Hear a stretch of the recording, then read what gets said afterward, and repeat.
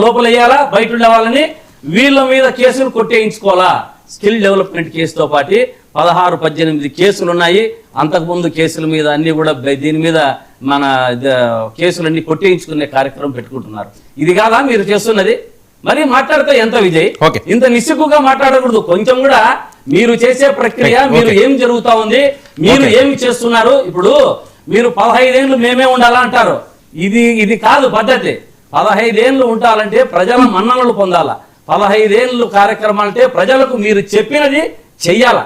ఎక్కడ చెప్పినవన్నీ గాలికి ఎగిరిపోట్టి రోజు ఒక డైవర్షన్ పాలిటిక్స్ పెడుతూ రోజు ఒక్కొక్క దాన్ని కార్యక్రమానికి ఏదో ఒకటి ముందే. జ్వాలాపుర గారు, ఇప్పుడు మీరు ఆ రకంగా అన్నారనుకోండి, 15 సంవత్సరాలు వాళ్ళు ఉన్నారు అంటే ప్రజలకు మంచి చేయాలని. మీరు 30 సంవత్సరాలు ఉన్నారంటే మీరు మంచి చేయలేనట్టేనా గతంలో? మంచి అది ఈవీఎం లో అది దానికన్నా నెక్స్ట్ సెకండ్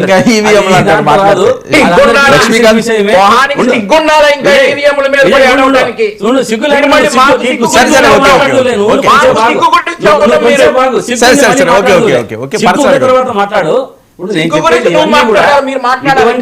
ఇటువంటి కార్యక్రమాలు ఆపండి. లిక్కర్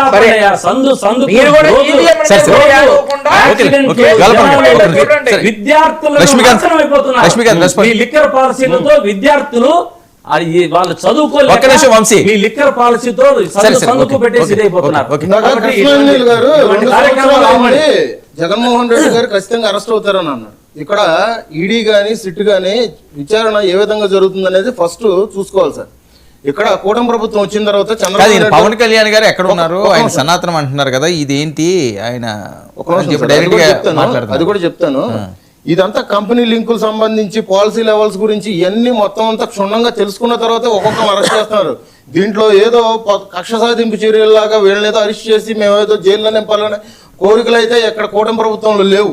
ఇక్కడ మాట్లాడితే పవన్ కళ్యాణ్ గారు, చంద్రబాబు నాయుడు గారు, లోకేష్ గారు చెప్పకుండా వేరే ఊరు వెళ్ళిపోయారు, చెప్పకుండా దేశం దాటి వెళ్ళిపోయారు. మీరు అధికారంలో ఉన్నప్పుడు జగన్మోహన్ రెడ్డి గారు కోర్టు పర్మిషన్ తీసుకొని లండన్ వెళ్తున్నారని చెప్పేసి 4 రోజులు కనిపించకుండా వెళ్ళారు. ఆ విషయం మీకు తెలుసా? పోనీ ఎక్కడికి వెళ్ళాడు ఆ టైంలో 4 రోజులు? చెప్తారా మీరు సమాధానం?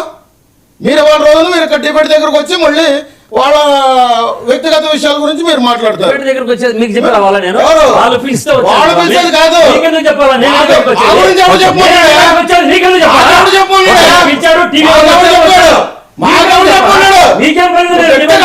వాళ్ళ వ్యక్తిగత విషయాల గురించి నీకెందుకు? వాళ్ళ వ్యక్తిగత విషయాల గురించి నీకెందుకు? వ్యక్తిగతంగా ఏమున్నాయో నువ్వు నాకు ఇక్కడికి జగన్మోహన్ రెడ్డి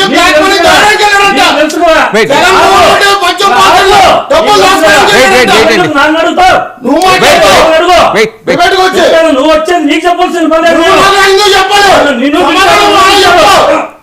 నువ్వు అడిగావు కదా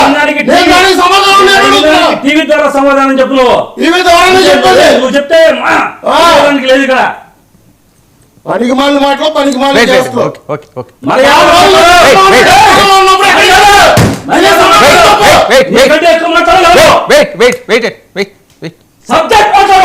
లోకేష్ గారు అంటే 120 పేజెంట్ నువ్వు వెళ్ళి తొంగి చూసా. మరి నాకన్నీ చూస్తూ ఉండండి సైలెంట్ గా. ఇష్టం వచ్చినట్టు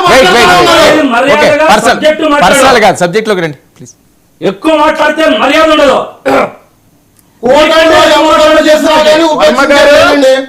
ఇవాళ రోజు ఒక విషయం తీసుకొచ్చారు విశాఖలో శ్మశానాల విషయం.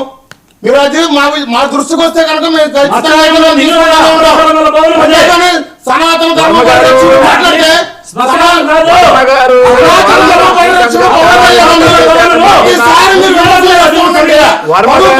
అవకాశం ఇవ్వండి. ఎందుకు చెప్పలే?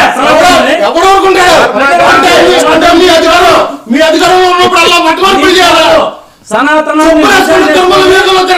ప్రజలందరికీ అడిగే బాధ్యత మాకుంది, అడుగుతాం. అడిగే బాధ్యత ఉంది, అడుగుతాం. ఏముంది ఒక హిందువుగా 11 సీట్లు పరిమితం చేసే ప్రతిపక్ష హోదా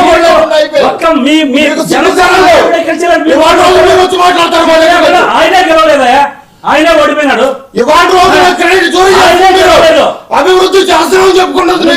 మీరు కూడా ఆయన గెలవలేక ఏదో టీడీపీ సిగ్గులేని బతుకులు. గెలిచాడు. సిగ్గులేని బతుకులు చెప్పు.